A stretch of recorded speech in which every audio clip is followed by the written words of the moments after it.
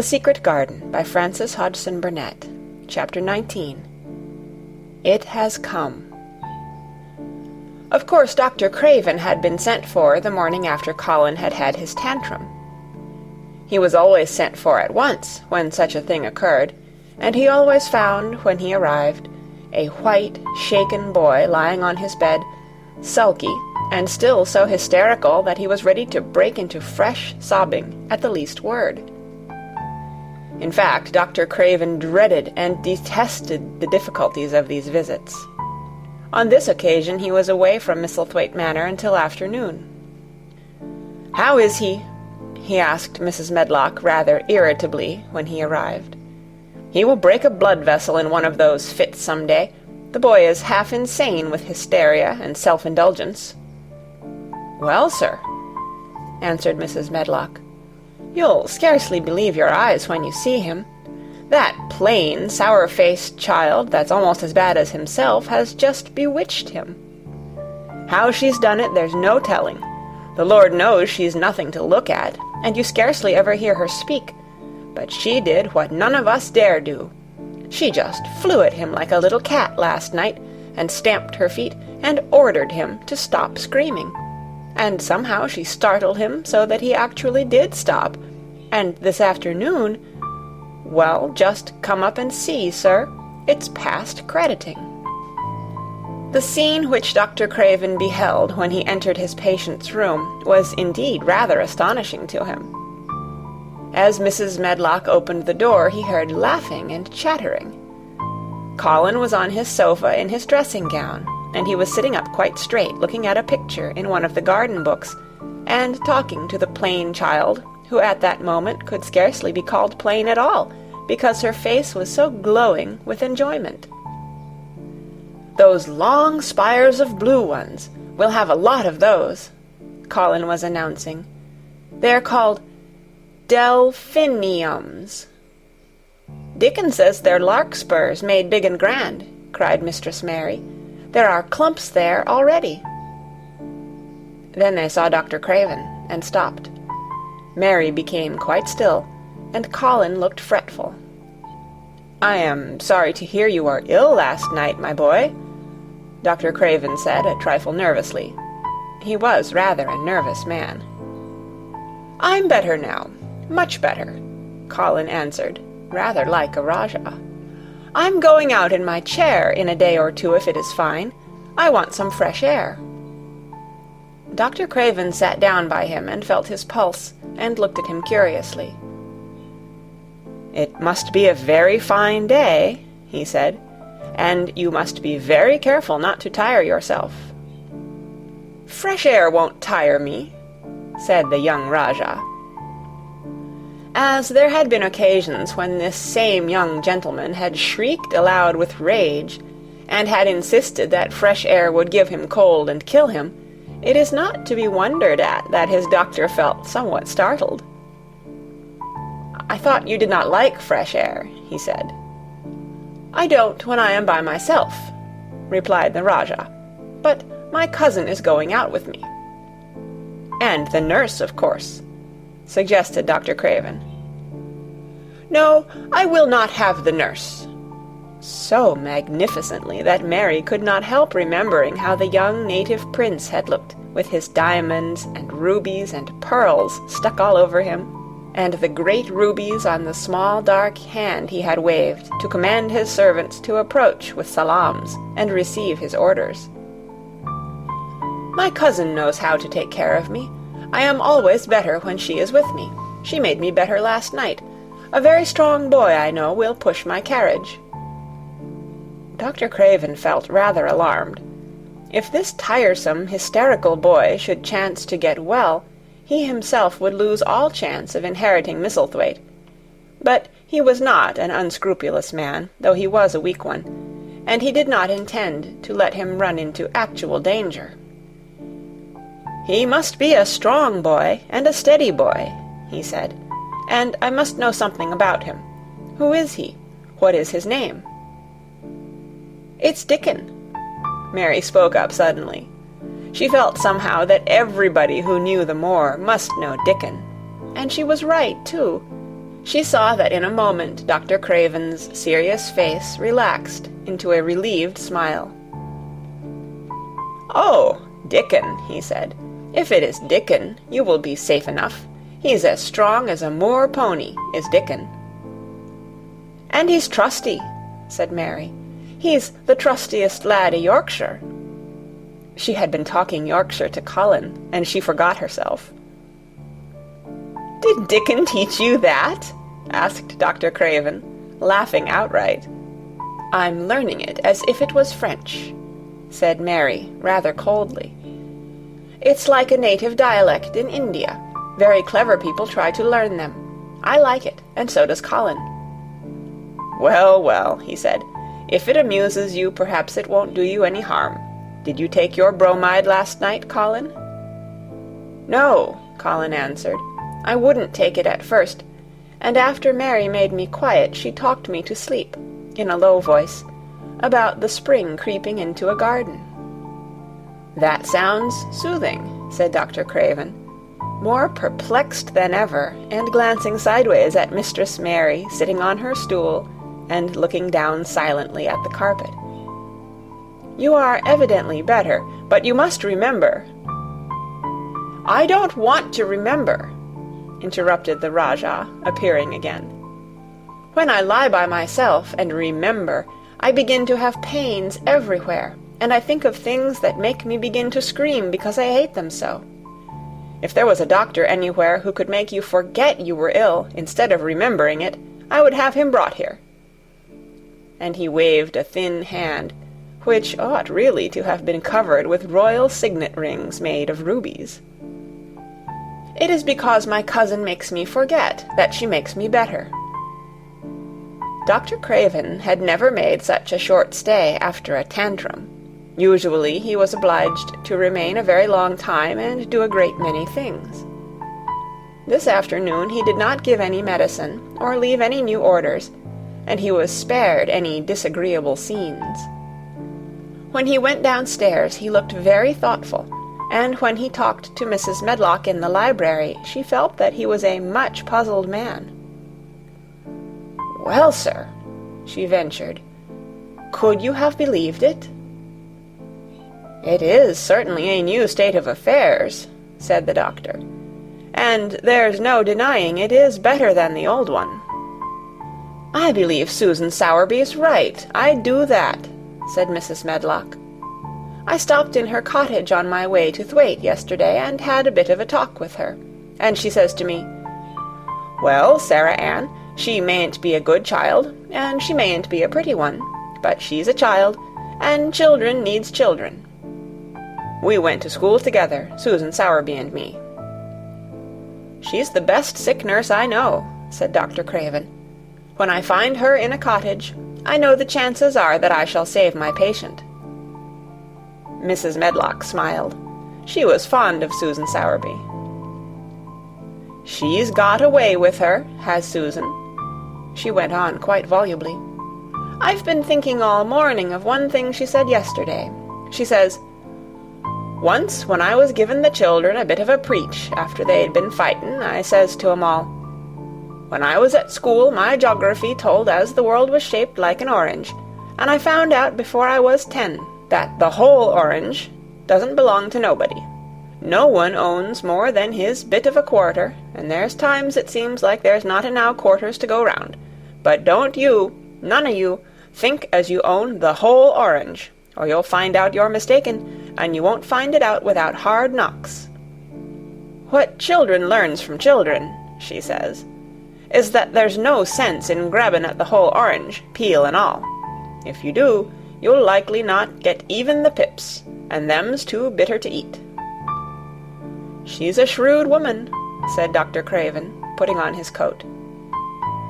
"Well, she's got a way of saying things," ended Mrs. Medlock, much pleased. "Sometimes I've said to her, 'Susan, if you was a different woman and didn't talk such broad Yorkshire, I've seen the times when I should have said you was clever.'" That night Colin slept without once awakening, and when he opened his eyes in the morning he lay still and smiled without knowing it, smiled because he felt so curiously comfortable. It was actually nice to be awake, and he turned over and stretched his limbs luxuriously. He felt as if tight strings which had held him had loosened themselves and let him go.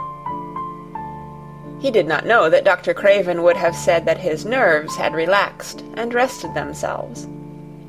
Instead of lying and staring at the wall and wishing he had not awakened, his mind was full of the plans he and Mary had made yesterday, of pictures of the garden and of Dickon and his wild creatures.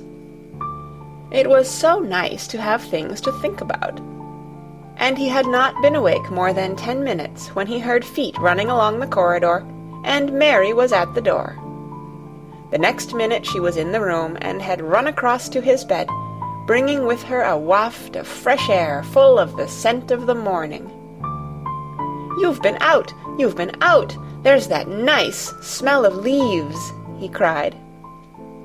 She had been running, and her hair was loose and blown, and she was bright with the air and pink-cheeked, though he could not see it. "It's so beautiful," she said, a little breathless with her speed. "You never saw anything so beautiful. It has come. I thought it had come that other morning, but it was only coming. It is here now. It has come, the spring. Dickon says so." "Has it?" cried Colin, and though he really knew nothing about it, he felt his heart beat. He actually sat up in bed. "Open the window," he added, laughing half with joyful excitement and half at his own fancy. "Perhaps we may hear golden trumpets." And though he laughed, Mary was at the window in a moment, and in a moment more it was opened wide, and freshness and softness and scents and birds' songs were pouring through. "That's fresh air," she said. "Lie on your back and draw in long breaths of it. That's what Dickon does when he's lying on the moor. He says he feels it in his veins, and it makes him strong, and he feels as if he could live for ever and ever. Breathe it and breathe it." She was only repeating what Dickon had told her, but she caught Colin's fancy. "For ever and ever, does it make him feel like that?" he said, and he did as she told him, drawing in long, deep breaths over and over again, until he felt that something quite new and delightful was happening to him. Mary was at his bedside again.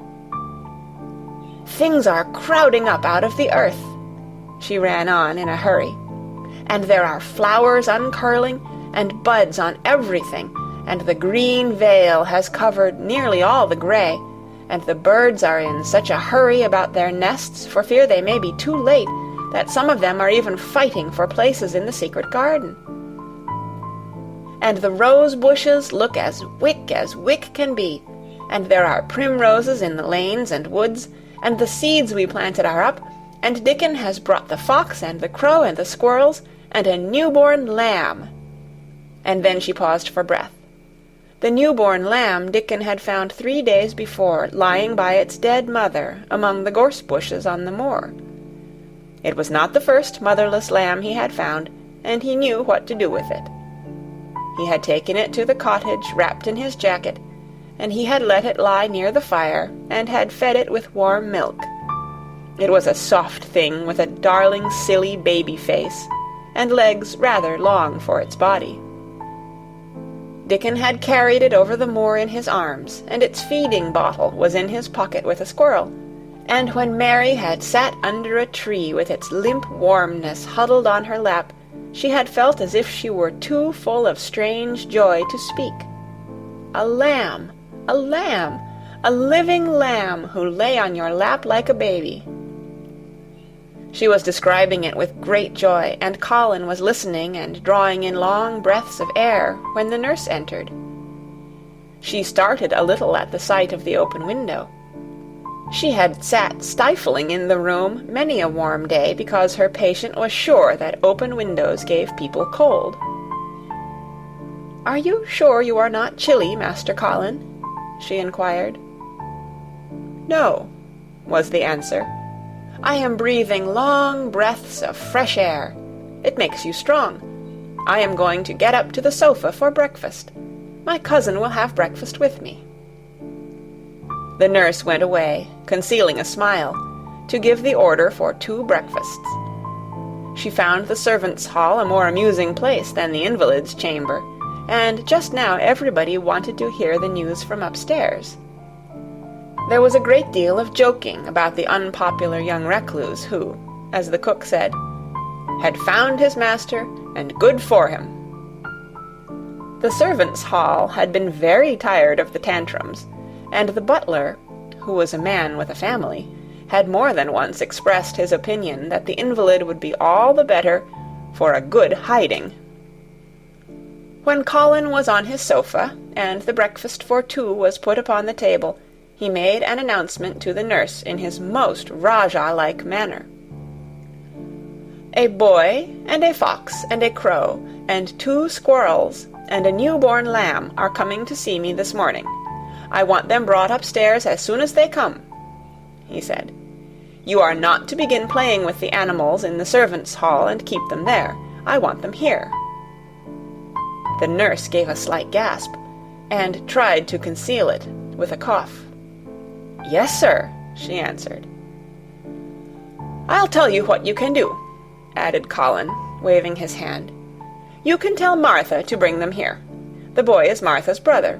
His name is Dickon, and he is an animal charmer." "I hope the animals won't bite, Master Colin," said the nurse. "I told you he was a charmer," said Colin austerely. "Charmers' animals never bite." "There are snake charmers in India," said Mary, "and they can put their snakes' heads in their mouths." "Goodness!" shuddered the nurse. They ate their breakfast with the morning air pouring in upon them. Colin's breakfast was a very good one, and Mary watched him with serious interest. "You will begin to get fatter just as I did," she said. "I never wanted my breakfast when I was in India, and now I always want it." "I wanted mine this morning," said Colin. "Perhaps it was the fresh air. When do you think Dickon will come?" He was not long in coming. In about 10 minutes, Mary held up her hand. "Listen," she said. "Did you hear a caw?" Colin listened and heard it, the oddest sound in the world to hear inside a house. A hoarse caw, caw. "Yes," he answered. "That's soot," said Mary. "Listen again. Do you hear a bleat, a tiny one?" "Oh, yes!" cried Colin, quite flushing. "That's the newborn lamb," said Mary. "He's coming." Dickon's moorland boots were thick and clumsy, and though he tried to walk quietly, they made a clumping sound as he walked through the long corridors. Mary and Colin heard him marching, marching, until he passed through the tapestry door onto the soft carpet of Colin's own passage. "If you please, sir," announced Martha, opening the door. "If you please, sir, here's Dickon and his creatures." Dickon came in, smiling his nicest wide smile. The newborn lamb was in his arms, and the little red fox trotted by his side. Nut sat on his left shoulder, and Soot on his right, and Shell's head and paws peeped out of his coat pocket. Colin slowly sat up and stared, as he had stared when he first saw Mary, but this was a stare of wonder and delight. The truth was that in spite of all he had heard, he had not in the least understood what this boy would be like, and that his fox and his crow and his squirrels and his lamb were so near to him and his friendliness that they seemed almost to be a part of himself. Colin had never talked to a boy in his life, and he was so overwhelmed by his own pleasure and curiosity that he did not even think of speaking. But Dickon did not feel the least shy or awkward. He had not felt embarrassed because the crow had not known his language, and had only stared and had not spoken to him the first time they met. Creatures were always like that until they found out about you. he walked over to Colin's sofa and put the newborn lamb quietly on his lap, and immediately the little creature turned to the warm velvet dressing-gown and began to nuzzle and nuzzle into its folds, and butt its tight-curled head with soft impatience against his side. Of course no boy could have helped speaking then. "What is it doing?" cried Colin. "What does it want?" "It wants its mother," said Dickon, smiling more and more. "I brought it to thee a bit hungry, because I knowed thou'd like to see it feed." He knelt down by the sofa and took a feeding bottle from his pocket. "Come on, little un," he said, turning the small woolly white head with a gentle brown hand. "This is what thou's after. They'll get more out o' this than they will out o' silk velvet coats. There now." And he pushed the rubber tip of the bottle into the nuzzling mouth, and the lamb began to suck it with ravenous ecstasy. After that there was no wondering what to say. By the time the lamb fell asleep, questions poured forth, and Dickon answered them all.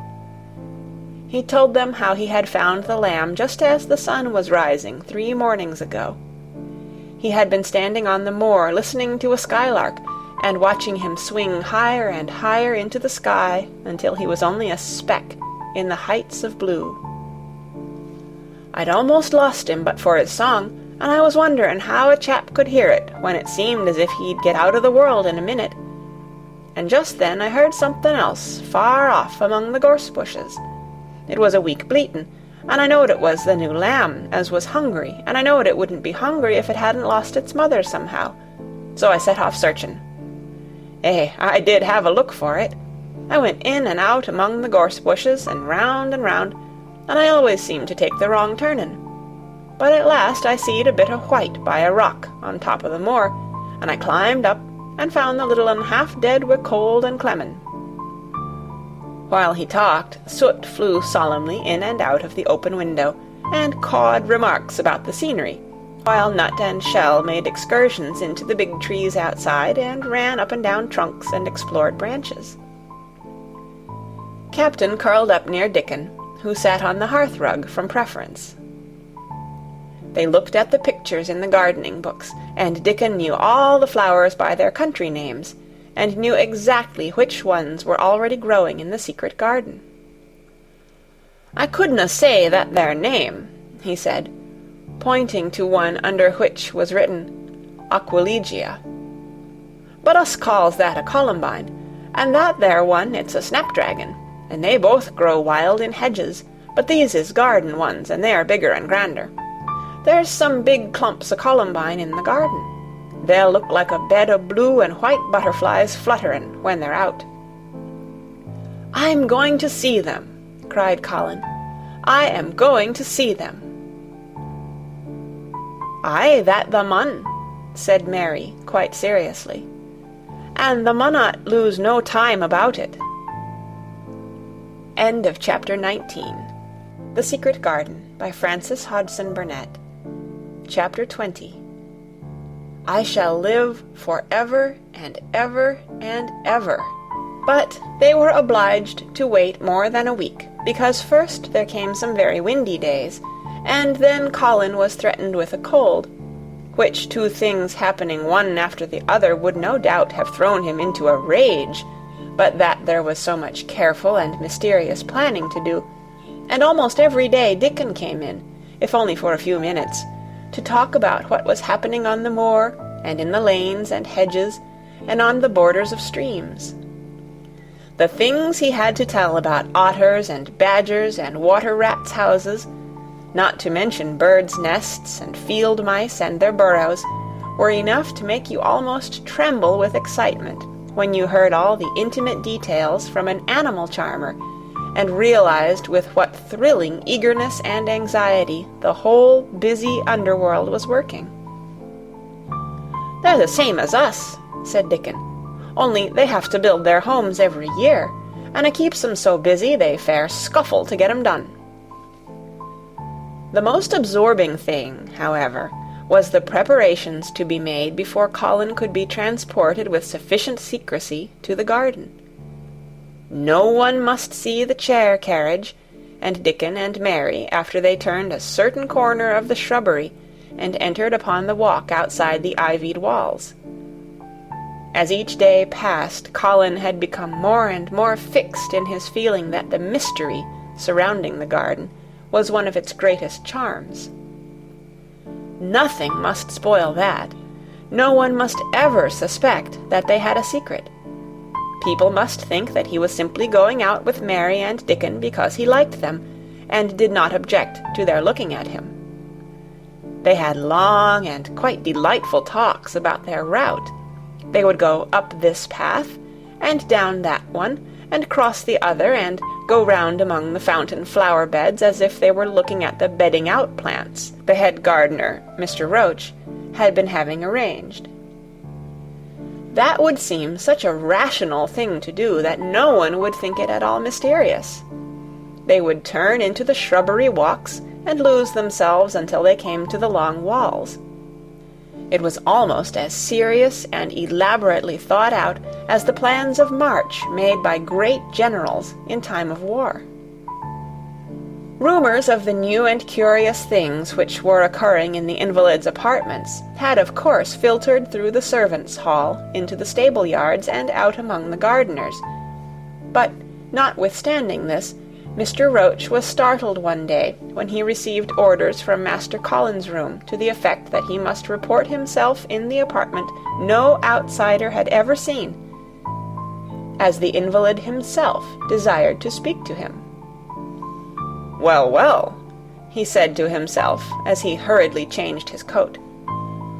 "What's to do now? His Royal Highness that wasn't to be looked at, calling up a man he's never set eyes on." Mr. Roach was not without curiosity. He had never caught even a glimpse of the boy, and had heard a dozen exaggerated stories about his uncanny looks and ways, and his insane tempers.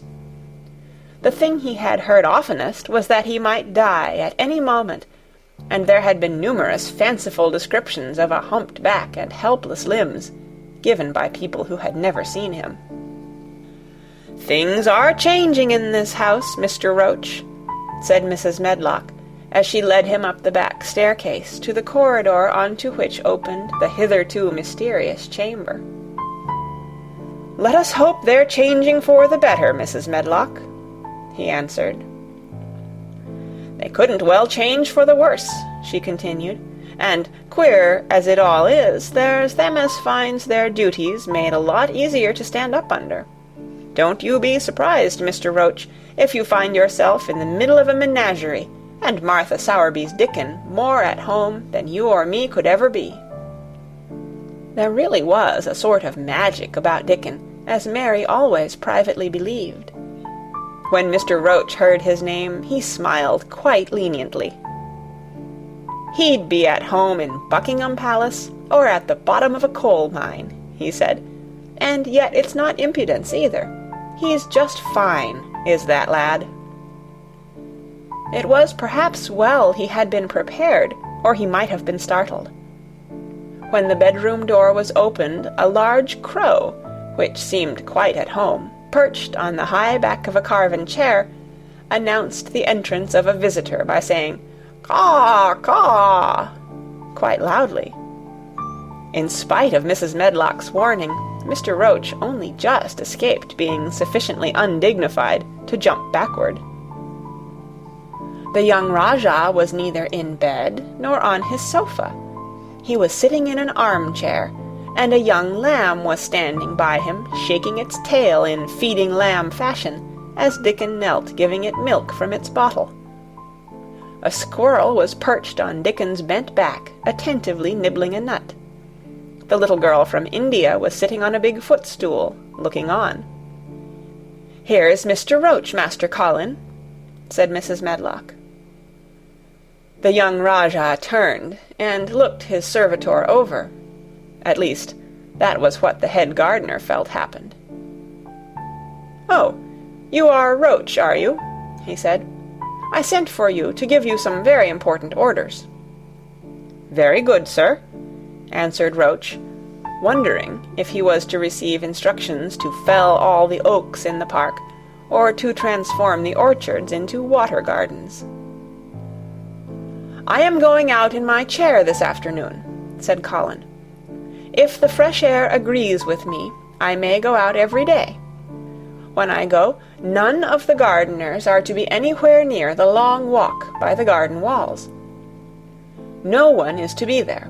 I shall go out about 2 o'clock, and everyone must keep away until I send word that they may go back to their work." "Very good, sir," replied Mr. Roach, much relieved to hear that the oaks might remain, and that the orchards were safe. "Mary," said Colin, turning to her, "what is that thing you say in India, when you have finished talking and want people to go?" "You say, 'You have my permission to go,'" answered Mary. The Rajah waved his hand. "You have my permission to go, Roach," he said. "But remember, this is very important." "Caw, caw," remarked the crow hoarsely, but not impolitely. "Very good, sir. Thank you, sir," said Mr. Roach, and Mrs. Medlock took him out of the room.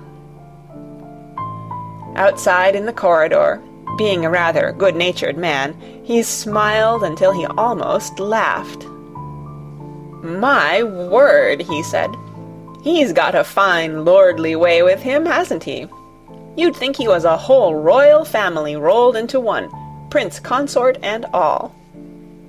"Eh," protested Mrs. Medlock, "we've had to let him trample all over every one of us ever since he had feet, and he thinks that's what folks was born for."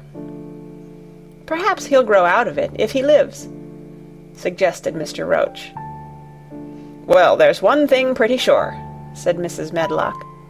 "If he does live, and that Indian child stays here, I'll warrant she teaches him that the whole orange does not belong to him, as Susan Sowerby says. And he'll be likely to find out the size of his own quarter." Inside the room, Colin was leaning back on his cushions. "It's all safe now," he said, "and this afternoon I shall see it. This afternoon I shall be in it." Dickon went back to the garden with his creatures, and Mary stayed with Colin. She did not think he looked tired, but he was very quiet before their lunch came, and he was quiet while they were eating it. She wondered why, and asked him about it. "What big eyes you've got, Colin," she said. "When you are thinking, they get as big as saucers. What are you thinking about now?" "I can't help thinking about what it will look like," he answered. "The garden?" asked Mary. "The springtime," he said. "I was thinking that I've really never seen it before. I scarcely ever went out, and when I did go I never looked at it. I didn't even think about it." "I never saw it in India because there wasn't any," said Mary. Shut in and morbid as his life had been, Colin had more imagination than she had, and at least he had spent a good deal of time looking at wonderful books and pictures. "That morning when you ran in and said, 'It's come, it's come,' you made me feel quite queer. It sounded as if things were coming with a great procession, and big bursts and wafts of music. I've a picture like it in one of my books, crowds of lovely people and children with garlands, and branches with blossoms on them, everyone laughing and dancing and crowding and playing on pipes. That was why I said, 'Perhaps we shall hear golden trumpets,' and told you to throw open the window." "How funny," said Mary. "That's really just what it feels like. And if all the flowers and leaves and green things and birds and wild creatures danced past at once, what a crowd it would be! I'm sure they'd dance and sing and flute, and that would be the wafts of music." They both laughed, but it was not because the idea was laughable, but because they both so liked it. A little later, the nurse made Colin ready. She noticed that instead of lying like a log while his clothes were put on, he sat up, and made some efforts to help himself, and he talked and laughed with Mary all the time. "This is one of his good days, sir," she said to Dr. Craven, who dropped in to inspect him. "He's in such good spirits that it makes him stronger." "I'll call in again later in the afternoon, after he has come in," said Dr. Craven. "I must see how the going out agrees with him. I wish," in a very low voice, "that he would let you go with him." "I'd rather give up the case this moment, sir, than even stay here while it's suggested," answered the nurse with sudden firmness. "I hadn't really decided to suggest it," said the doctor, with his slight nervousness. "We'll try the experiment. Dickon's a lad I'd trust with a newborn child." The strongest footman in the house carried Colin downstairs and put him in his wheeled chair, near which Dickon waited outside. After the manservant had arranged his rugs and cushions, the Rajah waved his hand to him and to the nurse. "You have my permission to go," he said, and they both disappeared quickly, and, it must be confessed, giggled when they were safely inside the house. Dickon began to push the wheeled chair slowly and steadily. Mistress Mary walked beside it, and Colin leaned back and lifted his face to the sky. The arch of it looked very high, and the small snowy clouds seemed like white birds floating on outspread wings below its crystal blueness. The wind swept in soft, big breaths down from the moor, and was strange with a wild, clear-scented sweetness.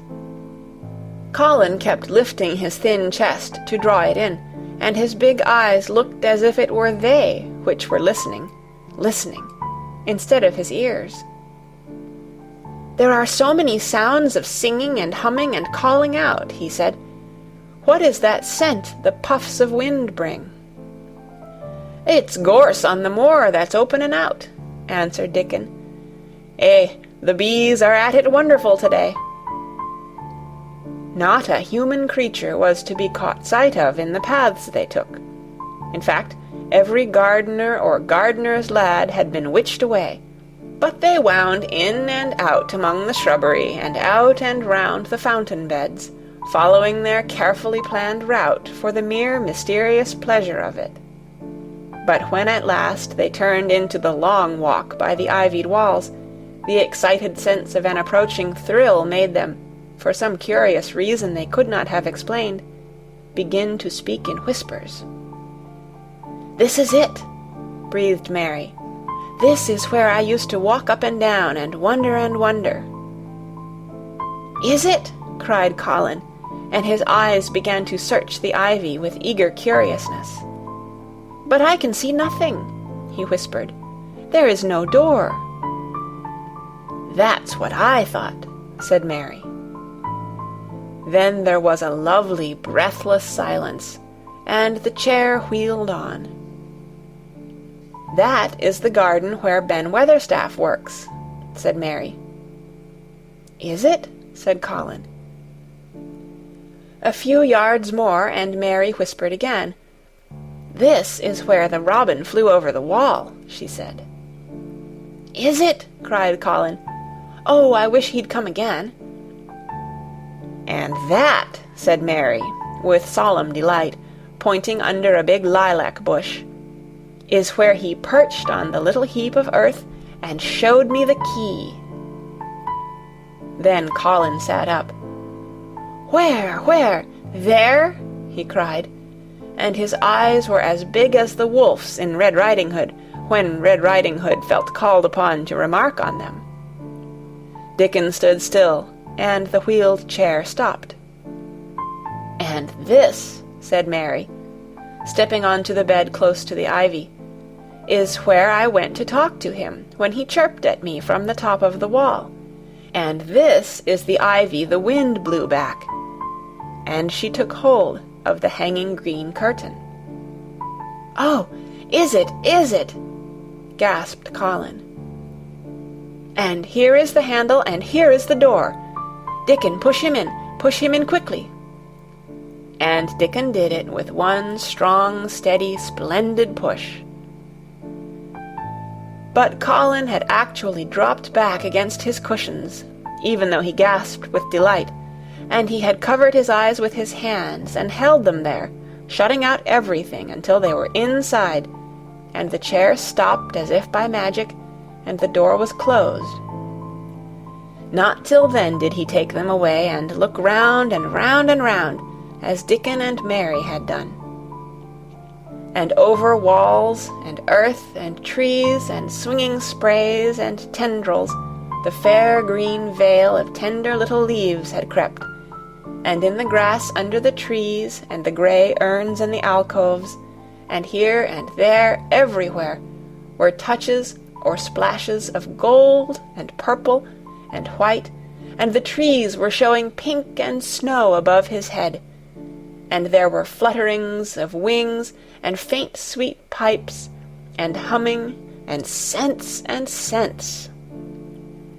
And the sun fell warm upon his face like a hand with a lovely touch. And in wonder Mary and Dickon stood and stared at him. He looked so strange and different, because a pink glow of color had actually crept all over him. Ivory face and neck and hands and all. "I shall get well! I shall get well!" he cried out.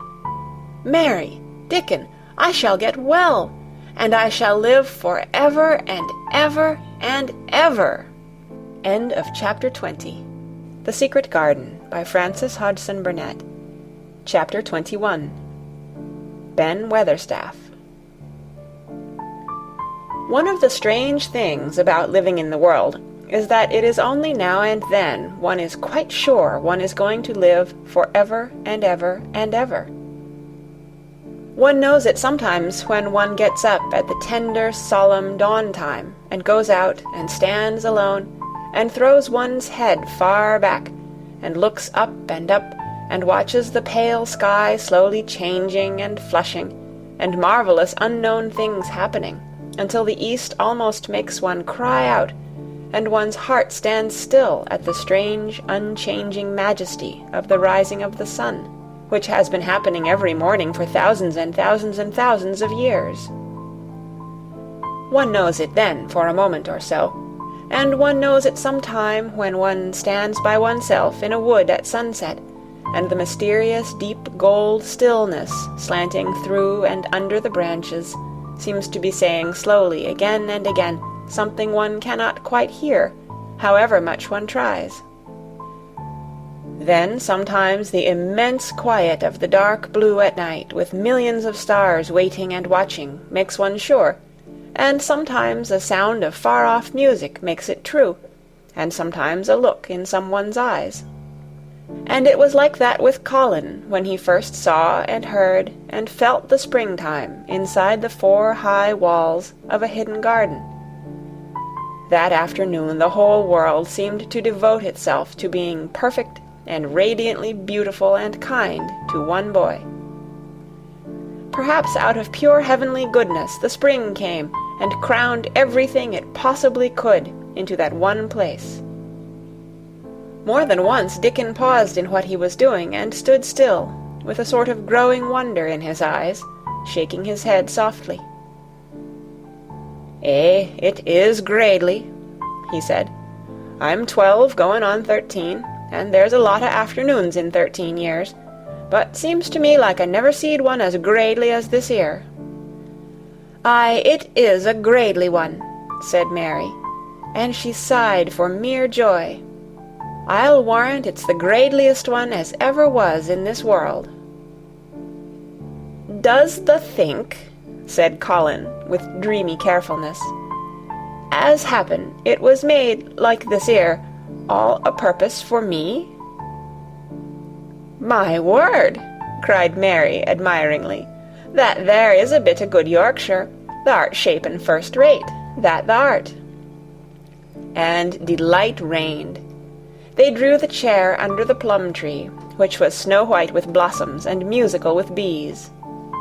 It was like a king's canopy, a fairy king's, There were flowering cherry trees near, and apple trees whose buds were pink and white, and here and there one had burst wide open. Between the blossoming branches of the canopy, bits of blue sky looked down like wonderful eyes. Mary and Dickon worked a little here and there, and Colin watched them. They brought him things to look at, buds which were opening, buds which were tight closed, bits of twig whose leaves were just showing green, the feather of a woodpecker which had dropped on the grass, the empty shell of some bird early hatched. Dickon pushed the chair slowly round and round the garden, stopping every other moment to let him look at wonders springing out of the earth or trailing down from trees. It was like being taken in state round the country of a magic king and queen, and shown all the mysterious riches it contained. "I wonder if we shall see the robin," said Colin. "They'll see him often enow after a bit," answered Dickon. "When the eggs hatches out, the little chap he'll be kept so busy it'll make his head swim. They'll see him flyin' backward and for'ard, carryin' worms nigh as big as himself, and that much noise goin' on in the nest when he gets there, as fair flusters him so as he scarce knows which big mouth to drop the first piece in. And gapin' beaks and squawks on every side. Mother says as when she sees the work a robin has to do to keep them gapin' beaks filled, she feels like she was a lady with nothing to do. She says she's seen the little chaps when it seemed like the sweat must be droppin' off 'em, though folk can't see it." This made them giggle so delightedly that they were obliged to cover their mouths with their hands, remembering that they must not be heard. Colin had been instructed as to the law of whispers and low voices several days before. He liked the mysteriousness of it and did his best, but in the midst of excited enjoyment it is rather difficult never to laugh above a whisper. Every moment of the afternoon was full of new things, and every hour the sunshine grew more golden. The wheeled chair had been drawn back under the canopy, and Dickon had sat down on the grass, and had just drawn out his pipe, when Colin saw something he had not had time to notice before. "That's a very old tree over there, isn't it?" he said. Dickon looked across the grass at the tree, and Mary looked, and there was a brief moment of stillness. "Yes," answered Dickon after it, and his low voice had a very gentle sound. Mary gazed at the tree and thought. "The branches are quite grey, and there's not a single leaf anywhere," Colin went on. "It's quite dead, isn't it?" "Aye," admitted Dickon, "but them roses as has climbed all over it will near hide every bit of the dead wood when they're full o' leaves and flowers. It won't look dead then. It'll be the prettiest of all." Mary still gazed at the tree and thought. "It looks as if a big branch had been broken off," said Colin. "I wonder how it was done." "It's been done many a year," answered Dickon. "Eh," with a sudden relieved start, and laying his hand on Colin. "Look at that robin. There he is. He's been foragin' for his mate." Colin was almost too late, but he just caught sight of him, the flash of red-breasted bird with something in his beak. He darted through the greenness and into the close-grown corner, and was out of sight. Colin leaned back on his cushion again, laughing a little. "He's taking her tea to her. Perhaps it's 5 o'clock. I think I'd like some tea myself." And so they were safe. "It was magic which sent the robin," said Mary secretly to Dickon afterward. "I know it was magic." For both she and Dickon had been afraid Colin might ask something about the tree whose branch had broken off 10 years ago, and they had talked it over together, and Dickon had stood and rubbed his head in a troubled way. "We mun look as if it wasn't no different from the other trees," he had said. "We couldn't never tell him how it broke, poor lad. If he says anything about it, we mun try to look cheerful." "Aye, that we mun," had answered Mary. But she had not felt as if she looked cheerful when she gazed at the tree. She wondered and wondered in those few moments if there was any reality in that other thing Dickon had said. He had gone on rubbing his rust-red hair in a puzzled way, but a nice comforted look had begun to grow in his blue eyes. "Mrs. Craven was a very lovely young lady," he had gone on rather hesitatingly. "And Mother, she thinks maybe she's about Misselthwaite many a time looking after Mr. Colin, same as all mothers do when they are took out of the world. They have to come back, thou sees. Happen she's been in the garden, and happen it was her set us to work, and told us to bring him here." Mary had thought he meant something about magic. She was a great believer in magic. Secretly she quite believed that Dickon worked magic, of course good magic, on everything near him, and that was why people liked him so much, and wild creatures knew he was their friend. She wondered indeed if it were not possible that his gift had brought the robin just at the right moment, when Colin asked that dangerous question. She felt that his magic was working all the afternoon and making Colin look like an entirely different boy. It did not seem possible that he could be the crazy creature who had screamed and beaten and bitten his pillow. Even his ivory whiteness seemed to change.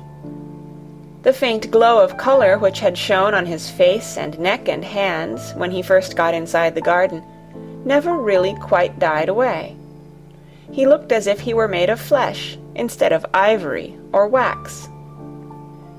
They saw the robin carry food to his mate 2 or 3 times, and it was so suggestive of afternoon tea that Colin felt they must have some. "Go and make one of the men-servants bring some in a basket to the rhododendron walk," he said, "and then you and Dickon can bring it here."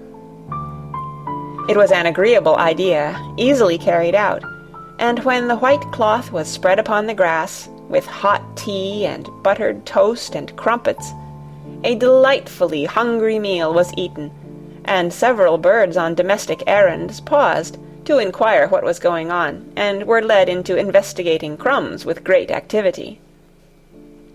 Nut and Shell whisked up trees with pieces of cake, and Soot took the entire half of a buttered crumpet into a corner, and pecked at, and examined, and turned it over, and made hoarse remarks about it, until he decided to swallow it all joyfully in one gulp. The afternoon was dragging towards its mellow hour. The sun was deepening the gold of its lances, the bees were going home, and the birds were flying past less often. Dickon and Mary were sitting on the grass. The tea basket was repacked, ready to be taken back to the house, and Colin was lying against his cushions with his heavy locks pushed back from his forehead, and his face looking quite a natural color. "I don't want this afternoon to go," he said, "but I shall come back tomorrow, and the day after, and the day after, and the day after." "You'll get plenty of fresh air, won't you?" said Mary. "I'm going to get nothing else," he answered. "I've seen the spring now, and I'm going to see the summer. I'm going to see everything grow here. I'm going to grow here myself." "That thou will," said Dickon. "Us'll have thee walking about here and digging same as other folk afore long." Colin flushed tremendously. "Walk?" he said. "Dig? Shall I?" Dickon's glance at him was delicately cautious. Neither he nor Mary had ever asked if anything was the matter with his legs. "For sure thou will," he said stoutly. "Thou's got legs o' thine own, same as other folks." Mary was rather frightened until she heard Colin's answer. "Nothing really ails them," he said, "but they are so thin and weak, they shake so that I'm afraid to try to stand on them." Both Mary and Dickon drew a relieved breath. "When thou stops being afraid, thou'lt stand on 'em," Dickon said with renewed cheer, "and thou'lt stop being afraid in a bit." "I shall?" said Colin, and he lay still as if he were wondering about things. They were really very quiet for a little while. The sun was dropping lower. It was that hour when everything stills itself, and they really had had a busy and exciting afternoon. Colin looked as if he were resting luxuriously. Even the creatures had ceased moving about, and had drawn together and were resting near them. Soot had perched on a low branch and drawn up one leg, and dropped the grey film drowsily over his eyes. Mary privately thought he looked as if he might snore in a minute. In the midst of this stillness it was rather startling when Colin half lifted his head, and exclaimed in a loud, suddenly alarmed whisper, "Who is that man?" Dickon and Mary scrambled to their feet. "Man?" they both cried in low, quick voices. Colin pointed to the high wall. "Look," he whispered excitedly. "Just look." Mary and Dickon wheeled about and looked. There was Ben Weatherstaff's indignant face glaring at them over the wall from the top of a ladder. He actually shook his fist at Mary. "If I wasn't a bachelor and thou was a wench o' mine," he cried, "I'd give thee a hidin'." He mounted another step threateningly, as if it were his energetic intention to jump down and deal with her. But as she came toward him, he evidently thought better of it, and stood on the top step of his ladder, shaking his fist down at her. "I never thought much o' thee," he harangued.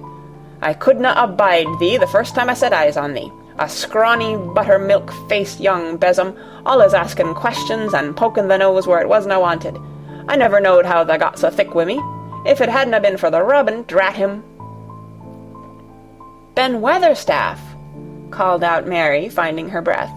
She stood below him and called up to him with a sort of gasp. "Ben Weatherstaff! It was the robin who showed me the way." Then it did seem as if Ben really would scramble down on her side of the wall, he was so outraged. "The young bad un!" he called down at her, "layin' the badness on a robin. Not but what he's impudent now for anything. Him showing thee the way, him, the young nowt." She could see his next words burst out because he was overpowered by curiosity. "However in this world did thou get in?"